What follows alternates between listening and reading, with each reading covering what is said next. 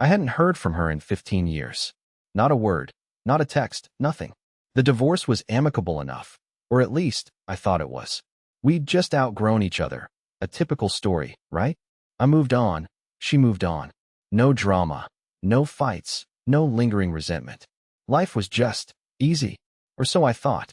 It all started on an ordinary Tuesday, or what I thought would be an ordinary Tuesday. The sun was just starting to dip beneath the horizon, casting long shadows across my living room as I settled in to binge-watch some random show. The sound of the front door creaking open was the first thing that pulled me from my thoughts. I wasn't expecting anyone. My kids were out with their friends, and my phone was practically silent, as it usually was. I glanced at my phone, expecting nothing more than the usual spam emails and reminders to pay bills. But then I saw it. A message. It wasn't from anyone I knew well, but the number was familiar. Something about it set my pulse racing. I opened it, and my stomach sank when I saw the name. It was her. The message was short, almost clinical. Nothing emotional, just a simple, "We need to talk." For a second, I thought it was a mistake. Maybe it was someone else with the same name. But no, this was her. My ex-wife, Claire. After so many years, why was she reaching out now? I stared at the words, heart racing, trying to keep my thoughts in check. She didn't want anything. She had everything she needed. She was remarried with kids, living in a new city, living her life. So why the hell would she text me now? What could possibly be important enough to reopen that door? I had spent years convincing myself I had let go of the past. I'd learned to live without her, to let the silence between us grow. But now, with one message, she had shattered that peace. I could feel my hands trembling as I typed back. "What's this about?" The response came quickly, like she had been waiting for me to ask. "There's something I need to tell you.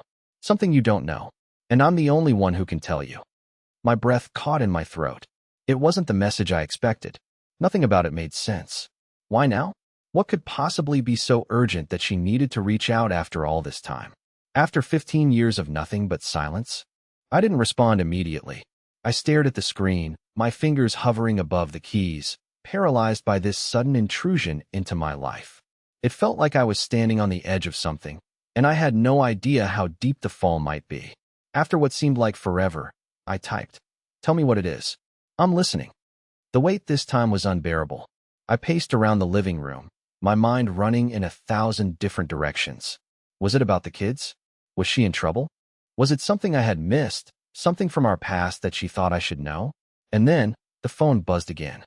The message read, "I never told you everything. The real reason we ended things. The truth about why I left." I felt the color drain from my face. I hadn't even realized I'd been holding my breath until it rushed out of me in a sharp exhale. The real reason? Wasn't our divorce just the result of years of distance? We had both acknowledged it was a mutual decision. We both walked away, no bitterness, no recriminations. So what else could there have been? What secret had she kept from me all these years? I typed, "What do you mean by that?" The next message came almost immediately, like she had been ready to send it all along. "It's about the night we broke up. The night you thought I was packing my things and moving out for good. That's not what happened." I froze. That night, I could still remember it as if it was yesterday. It had been the final argument before everything fell apart. We had argued for hours, our words sharp and cutting. And then, she left. But not in the way I thought. Her next words hit me like a freight train.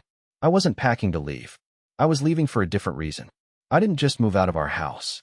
I moved into someone else's. I blinked, trying to make sense of it. I could feel my chest tightening, my heart rate speeding up as her message lingered in my mind. What was she talking about? I had always thought she had just left because she needed space, needed to figure things out. But this was something else.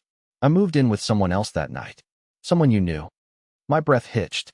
The blood rushed to my head, and I felt dizzy. "Who?" I typed, almost pleading, as if somehow, hearing the name would bring me some sense of closure. Her response was slow, deliberate, and when it came, I felt my entire world tilt on its axis. It was Jake. Jake, my best friend. The guy I'd shared everything with. The guy I trusted more than anyone. The guy who had been there for me through thick and thin. The guy who had stood by my side when I needed someone to talk to. It wasn't real. It couldn't be real. But there it was, in black and white. The person I had thought of as my brother had betrayed me in a way that I couldn't even comprehend. My ex-wife, the woman I had loved, had betrayed me with the one person I trusted most in the world. And just like that, my world shattered. Everything I had known, everything I had believed to be true, crumbled to dust. I sat there, staring at the screen, my fingers trembling as I read the message over and over again. Jake, my best friend, the one person I thought I could trust with anything. How could it be him? How could she have done this to me? My mind raced, replaying every moment, every interaction I'd had with Jake over the years. The countless nights we spent hanging out, laughing, confiding in each other, sharing stories. He had always been there for me, through thick and thin. I never saw this coming. I thought we were brothers. And yet, he had been with my wife, behind my back, for who knows how long. I could feel my chest tightening as I typed the only thing that seemed to make sense. How long? The dots appeared, then disappeared. She was typing. It felt like an eternity. Finally, the message came through. It started a few months before we split.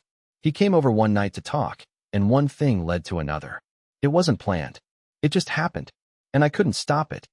I didn't know how to respond. The words seemed to echo in my head, each syllable a punch to the gut. It wasn't planned. It just happened. Was this some sort of excuse? Some half-hearted justification for the betrayal? It felt like she was trying to make herself feel better, but none of it made sense. I was being crushed under the weight of the lies, and all I wanted was to wake up from this nightmare. I typed back. Why tell me this now? After all these years? Why not just leave it in the past? Her reply was almost immediate. Because I can't live with this guilt anymore. You need to know the truth. It was a mistake, and I'm sorry. I've carried this burden for so long, and it's eating me alive. The guilt. She talked about it as if that was supposed to make everything okay. But the damage had already been done. The trust had been shattered. The life we had built together was just gone. The thought of her and Jake together, behind my back, made my skin crawl. I couldn't believe what I was reading. I sat there in silence for a long time, just staring at my phone. The room felt like it was closing in on me, the air thick and suffocating. How could I have missed this? How could I have been so blind? And then, a thought struck me. What if Jake wasn't the only one? What if there were more lies, more secrets I didn't know about? I shook my head, trying to push the thought away, but it lingered, gnawing at me. I needed answers. I needed to know everything. Was Jake the only one? I typed. There was a pause before she responded. This time, the reply came slower, as if she were hesitating to tell me more. No, there was someone else. But it wasn't what you think. It didn't last long, and I regret it every day. Someone else. My heart sank. The floodgates had opened, and now the lies came pouring out. Who was it? What had she done? My mind spiraled, but I couldn't stop myself from asking, who was it? Her response came after what felt like an eternity. It was Liam, the neighbor, the one who always helped us with the house stuff. You know, the handyman. I couldn't believe it. Liam? The guy who'd helped us fix the sink last summer? The guy who was always so friendly, always around when I wasn't? It was like every person I thought I could trust had been part of this web of lies. I stared at the screen, my mind reeling, the anger rising in my chest. But beneath it all, there was a sinking feeling in the pit of my stomach. This was my reality now. This was the life I had to face, and nothing would ever be the same again. I stared at the message, my eyes scanning over the words that felt like they were stabbing me in the chest. Liam, the neighbor, the one who had always been so helpful, so friendly. He'd come over to fix things, drop by for casual chats, even offered to help me with the lawn when I was too busy with work. But I never thought much of it. He was just a guy, doing a favor for a neighbor. But now, I saw it all through a different lens, one clouded by betrayal. I didn't know what to say. My fingers hovered over the keys, but no words came. How could I possibly respond to something like this? I felt numb, as though my mind had just shut down. It was all too much. Finally, I typed, my voice shaking. How many times? Was it more than just once? She took a while to reply. Every passing second felt like an eternity. I wasn't sure I wanted to hear the answer, but at the same time, I needed to know. I needed the truth, however painful it might be. The dots appeared, then paused, and then the message finally came through. It wasn't just once. It was, over the course of several weeks. Maybe more. I wasn't thinking straight, Mike. It's the biggest regret of my life. I read the message again. Over the course of several weeks. That meant it wasn't some isolated incident. It wasn't a one-time mistake. She had been actively hiding this, sneaking around behind my back, lying to me day after day. I felt my stomach twist. The anger was bubbling up now, but it wasn't just anger. There was also a deep sense of shame. A shame that I had been so blind, so trusting. I thought I knew her. I thought I knew my life. But it was all built on lies. I couldn't keep sitting there. I needed space to breathe, to think. I grabbed my jacket and headed out, not even caring where I was going. I just needed to get out of that house, away from the suffocating walls and the constant reminder of what I had lost. As I walked aimlessly, my phone buzzed again. It was Claire. "Mike, please don't hate me. I didn't want any of this. I'm so sorry." The message hit me like a slap to the face. I stopped walking, the streetlights flickering in the distance, and just stood there for a moment. I had no idea what to do with myself. Don't hate me? She thought an apology could fix this? A simple "I'm sorry" after all this time? After everything? I didn't reply. I couldn't. There was nothing to say. The rest of the night passed in a blur. I couldn't sleep. I couldn't focus. I kept thinking about all the moments I had missed, the signs, the small details that now seemed so obvious. The nights she'd come home late, the strange looks she gave me when I asked where she had been, the way she seemed to distance herself emotionally, as though she was already halfway out the door. All of it was starting to make sense, and it felt like my entire world was crumbling. But there was one thing that still gnawed at me: Jake. I had to know more. I had to know the full extent of what had happened. Because, as much as I hated to admit it, I couldn't stop thinking about him. How could he do this? How could he betray me like that? I pulled up his number. I hadn't talked to him in years. Not since we all went our separate ways after the divorce. But now, I had to hear it from him. I had to know if he'd been lying to me all this time, just like she had. I stared at the screen, my finger hovering over the call button. I knew what I was about to do was going to change everything. It was going to force me to confront the truth. But at that moment, I didn't care. I needed to hear his side. I hit the call button. The phone rang. And rang. And then, finally, it went to voicemail. "Jake, it's Mike. We need to talk," I said, my voice tight with emotion. "Call me back." I hung up and felt a wave of dread wash over me. What was I hoping to hear from him? Was there any way this could turn out in my favor? I didn't think so. But now I had to face it all. The lies, the betrayal, the years of deception. Everything I thought I knew had been shattered in a matter of hours. And there was no going back. The next morning, I couldn't shake the feeling that something had shifted permanently. It wasn't just Claire's revelations, it was everything. I felt like a man living in a house made of cards, with every whisper threatening to send it all tumbling down. I had barely slept. When I finally dragged myself out of bed, my phone was buzzing again. It was Claire. I stared at it for a long moment, hesitating. She'd apologized over and over last night, but I still couldn't find it in me to forgive her. The damage was done. She had ripped away the trust one had in her, in us, and now it felt like there was nothing left. I unlocked the screen. She'd sent a simple message. "Please, Mike. I need to see you. I can't keep doing this over text. Can we talk?" I felt a mix of anger and exhaustion. I wasn't sure I wanted to see her, but part of me knew I needed to. If I was going to get any answers, it had to be face to face. I quickly typed back, "Fine. Where and when?" She replied almost immediately. "I'll be at the cafe by the park. In an hour. Please come." I didn't want to go. I didn't want to face her, but I couldn't avoid it forever. I didn't even change out of my worn-out sweatshirt and jeans. I just grabbed my keys and left. The cafe was small, quiet, almost too perfect for this kind of meeting. Claire was sitting by the window, nervously fidgeting with her coffee cup when I walked in. She looked the same, but different too. There was something in her eyes, regret, shame, maybe even fear, that made her seem like a stranger. I sat down across from her without a word. The silence between us stretched, heavy and thick. She opened her mouth as if to speak, but no sound came. She looked at me with pleading eyes, her hands wringing the napkin in front of her. Finally, I broke the silence. "You need to tell me everything. No more half-truths, no more excuses. I want the full story. I deserve that much." Claire's eyes filled with tears. She nodded slowly, taking a shaky breath. "I never meant for any of this to happen, Mike. It was all a mess. I was lost, and I didn't know what to do. It wasn't just Jake or Liam. There were others, too." I froze. Others? My mind couldn't process it. She had already betrayed me with two people I thought I could trust, and now she was telling me there were others? I shook my head, struggling to breathe. You're telling me there were more? Claire's voice was barely above a whisper. Yes. It started after we had Jesse. I felt so alone. You were always working, always busy. I needed someone, Mike. Someone to make me feel seen. I didn't know how to fix it, so I kept hiding it. Her words were like acid in my veins. My entire body felt numb as I tried to grasp the reality she was presenting. I had been blind to it all, blind to the loneliness she had felt, blind to the signs I had missed. And now, here she was, telling me that everything we had, everything I had believed in, was built on nothing but lies. I need to know who else, I said, my voice trembling. I need names. Claire looked away, clearly torn. I didn't want to hurt you, but it's the truth. There were others, Mike. I didn't know how to stop it. I just kept going. I stared at her, trying to hold back the flood of emotions that threatened to overtake me. I wanted to scream, to lash out, to throw my coffee in her face.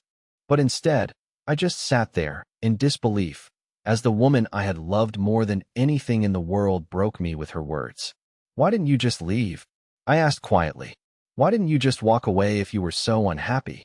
She shook her head, tears spilling down her cheeks. I didn't want to. I loved you, Mike. I did. But I felt so trapped. I didn't know how to get out of it. I thought I could fix things, but it just spiraled. The weight of her confession was almost too much to bear. I stood up, pacing around the small cafe. My hands were shaking, and I could feel the anger rising in my chest again.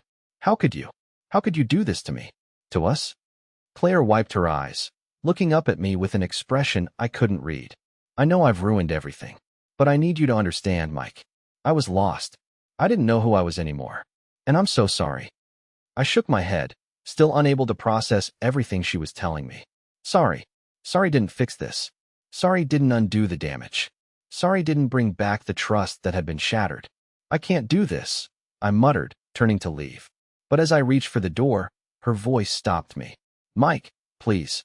I know I can't fix things, but can you at least hear me out? Can we try to make some sense of this together? I didn't turn around. I couldn't. The air felt thick with betrayal, and no matter how much I wanted to find closure, I knew I would never get it. This was it. This was the end. I couldn't get out of that cafe fast enough. As I walked down the street, my mind was a storm of thoughts. Betrayal, lies, regret, all of it. I wanted to escape it, to shut it out, but I couldn't. The weight of Claire's words crushed me with every step. She had confessed to more than I had ever imagined, more than I ever wanted to hear. I reached my car, my hands gripping the steering wheel tightly. My knuckles turned white as I tried to steady my breath. The anger still burned in my chest, but underneath it, there was something darker. A deep, gnawing feeling. A sense of defeat that I couldn't shake. I didn't want to think about it. I didn't want to face the reality of what I had just learned. But as I drove, my phone buzzed again. I glanced at the screen. It was a number I didn't recognize. For a moment, I thought about ignoring it, but something made me answer. Mike. The voice on the other end was familiar, but strained. My stomach sank. Jake, I muttered. I need to talk to you, he said. His voice sounded rushed, almost desperate. I felt my jaw tighten. Now you want to talk? I know this is all messed up, but please, just hear me out, Jake begged. I never wanted to hurt you. I never wanted any of this to happen. I could feel my blood boiling, but I held my tongue. I didn't want to hear excuses. I didn't want to hear anything from him. But somehow, I found myself saying, where? I'm at the old bar. You know, the one we used to go to. Can you meet me there? I didn't say anything. I just hung up the phone. I drove to the bar in silence, each mile feeling like an eternity. By the time I pulled into the parking lot, I was a wreck. My heart was pounding, and my hands were still shaking from the tension. But I had to face him. I had to hear his side, even if I didn't want to. Jake was sitting at a corner booth, looking like he'd been waiting for hours. He looked the same worn-out hoodie, same scruffy beard. But there was a nervous energy about him that I had never seen before. I slid into the booth across from him, not bothering with a greeting. He cleared his throat. Mike, I know what you're thinking. And I'm sorry. I wish I could undo it, but I can't. I know I ruined everything. I didn't speak. I just stared at him, waiting for him to continue. It started with Claire, he said quietly. We We got closer after you guys started drifting. She needed someone. And I was there. But it never should have happened. I never should have let it get that far. Why? I spat. Why would you do that? Why her? Why me? He winced at the question, his eyes dropping to the table. I don't have a good answer. I don't know what I was thinking. I was stupid. And selfish. But I never meant to hurt you, Mike. I didn't think it would go this far. I could barely listen to him. I didn't want to hear the guilt in his voice, the regret that was so obvious. None of that mattered anymore. What mattered was that he had done it. He had crossed the line. And no amount of apologies could ever take that back. You can't fix this, I said, my voice low but steady. You can't just say sorry and expect it to be okay. You ruined everything. My trust. My life. You don't get to take that back. He nodded, his expression broken. I know I don't deserve your forgiveness. I don't expect you to just forget. But I had to tell you the truth. I had to say it to your face. I looked at him, my heart heavy with the weight of his betrayal. I wanted to yell at him, to tell him how much he had hurt me. But all I could do was stare at him in disbelief, trying to process what he had just admitted. Finally, I stood up, pushing the chair back with a force that made it scrape against the floor. I couldn't sit there any longer. I couldn't listen to his apologies, to his excuses. I had heard enough. I can't do this, I said, my voice trembling with raw emotion. I can't be here with you. I can't even look at you. Without another word, I turned and walked out of the bar, the door slamming shut behind me. The cold night air hit me like a slap to the face, but it wasn't enough to numb the pain that was gnawing at me from the inside out. I drove home in a daze, my mind reeling from the conversation. I didn't know what to do with all this anger, all this hurt. I didn't know how to move forward, and I didn't know if I even wanted to. I didn't know what to expect when I got home, but the last thing I expected was a phone call. I'd barely walked through the door when my phone buzzed again. The number was unfamiliar, but something about it sent a chill down my spine. I didn't want to pick it up. I didn't want to hear any more of this madness. But I did. Mike, it's Claire. Her voice was shaky, like she was holding back tears. Please, just listen. I know you're angry, and I don't blame you. But I need to tell you something else. Something I should have told you years ago. I stood there in the middle of my living room, the phone pressed to my ear, trying to process what she was saying. What could possibly be left to say, Claire? I asked, my voice barely above a whisper. There was a long pause before she spoke again. It's not just about Jake or Liam. There's something else, something I kept from you. Something that changes everything. Please, just give me a chance to explain. I felt the blood drain from my face. What more could there be? Hadn't she already ripped apart everything I thought I knew? My hands were shaking as I sat down on the couch. I didn't want to hear it, but some sick part of me couldn't stop myself from asking, what else? Her voice faltered. Before we got married, before all of this started, I was with someone else. Someone you knew. I didn't want to hear it. I didn't want to know who. I couldn't imagine who else she could have been with, but a horrible thought crossed my mind. Could it be someone I trusted even more than Jake? I pressed her. Who? Just tell me. Who is it? Her voice was barely audible now. It was Adam. Your brother. I let out a strangled breath, the phone slipping from my hand and crashing onto the coffee table. My heart was hammering in my chest. I couldn't breathe. Adam. My brother? The one person I had always thought of as my family. The one person I had never, ever doubted. Are you serious? I gasped, struggling to form words. My brother? Claire was silent for a long moment. I never meant for it to happen, Mike. I was confused, and he was there. I made a horrible mistake. I couldn't process it. My own flesh and blood. How could they have done this to me? How could they betray me in the worst way possible? I felt like I was suffocating. The betrayal was so deep, I didn't know how to escape it. Everything I had ever believed in had been a lie. I didn't say anything for what felt like forever. Finally, I whispered, I need some time. I can't talk about this right now. Without waiting for her to respond, I hung up. I sat there in the dead silence of my apartment, the weight of the past few days pressing down on me. The anger, the pain, the shock, it was all too much to bear. How had my life gone from something normal to this twisted nightmare? The days blurred together. The constant buzzing of my phone, Claire's messages, the endless calls from Jake. Each one felt like a hammer hitting my chest. I couldn't think straight, couldn't even breathe without feeling like I was drowning. The world I thought I knew had crumbled, and now I was left picking up the pieces of a life that felt like a stranger's.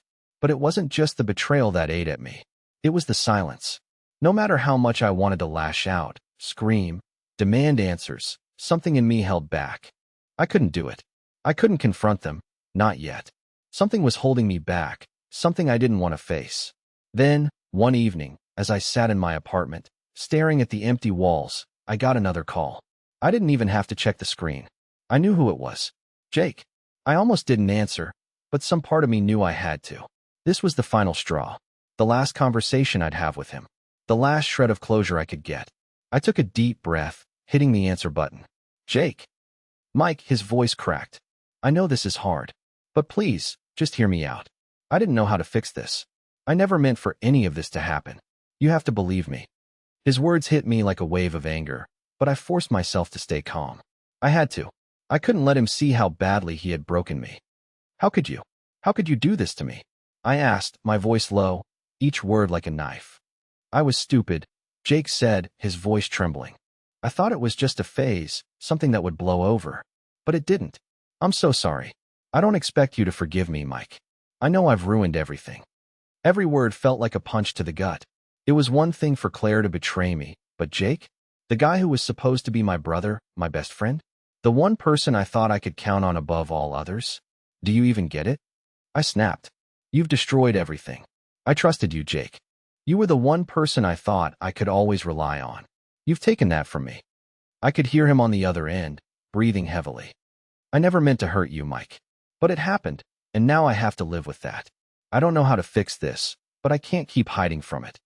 I closed my eyes, trying to suppress the anger bubbling up inside me. You don't get to just say sorry and have everything be okay. You don't get to erase what you've done. There was a long silence. Neither of us knew what to say next. And that's when it hit me. I didn't need his apology. It wasn't going to change anything. I was never going to get back the trust one had in him. Or in Claire. Goodbye, Jake, I said, my voice cold, final. I don't think I can ever forgive you. I hung up before he could respond. For a long time, I sat there in the silence, the weight of it all crushing me. But there was something else in that silence too. A sense of finality. This was it. I couldn't keep letting them back into my life. Not after everything they'd done. For the first time in days, I felt a little bit of peace. The kind of peace that comes when you realize you're no longer trapped in the past. When you let go of the anger and the hurt. I wasn't sure how I would move forward, but I knew I had to. There was no going back. It had been a few weeks since I cut ties with Claire and Jake. At first, every day felt like I was just going through the motions, trying to breathe through the weight of everything that had happened. The anger faded slowly, but the pain lingered, as it always does with something this deep.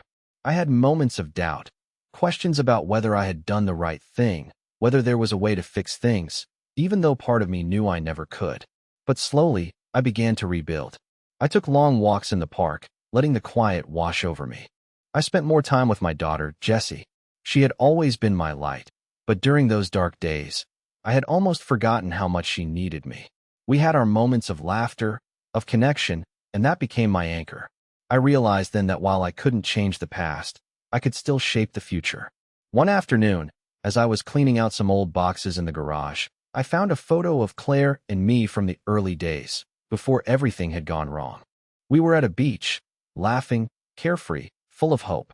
For a moment, I thought about reaching out, about trying to repair what was broken. But I realized that that version of us was gone. It was part of my history, but not my present or my future. I smiled at the photo, tucked it away in a drawer, and moved on. The real turning point came one evening, a few months after everything had happened. I was sitting at the kitchen table, a cup of coffee in front of me, when my phone buzzed. It was a message from an unknown number. I hesitated, but then opened it. It was Jake. Mike, I've been thinking a lot about everything. I don't expect you to forgive me, but I wanted you to know that I've been working on myself. I've been trying to be better. I hope, one day, we can talk again. For a moment, I stared at the screen. I knew that our relationship could never go back to what it was, but something inside me shifted. The anger had finally given way to understanding. I didn't need to hold on to that pain anymore. And I didn't need to forgive him right now, but I didn't need to hold a grudge either. I didn't reply immediately. I sat there for a while, just letting the weight of it all settle. It was a strange feeling, letting go, but in the best way possible. The next morning, I took my daughter to the park. As we sat on a bench, watching her play with her friends, I felt a sense of peace that had been missing for a long time. I wasn't defined by the past anymore. I had the power to move forward, to choose my own path. Maybe there was still a long road ahead, but I wasn't afraid of it anymore. I was ready to live again, ready to build something new, something stronger. And, for the first time in months, I felt like I could finally breathe again.